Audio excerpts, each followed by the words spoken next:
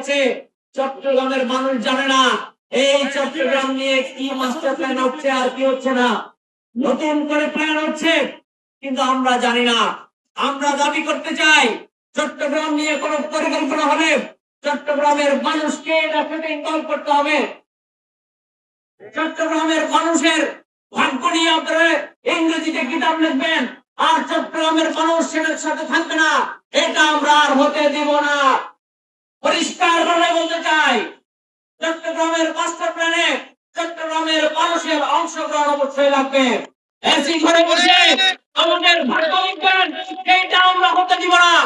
সংগ্রামী বন্ধুগণ, আমরা বাংলাদেশের রাজনীতিতে আমূল পরিবর্তন আনতে চাই।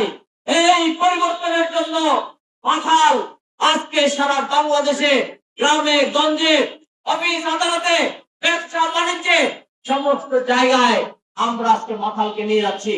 আমরা বলতে চাই আপনারা উন্নয়ন পরিকল্পনা করবেন, সাথে সাথে চট্টগ্রামের মানুষের ব্যবসা বাণিজ্য চাকরি কর্মসংস্থান এটার নিশ্চয়তা এই মাস্টার প্ল্যানে থাকতে হবে।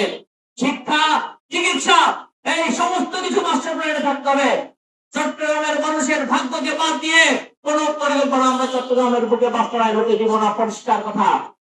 এবং কোন পরিকল্পনা এই দেশের শ্রমজীবী গরিব মেহনত মানুষকে বাদ দিয়ে আমরা হতে দিব না।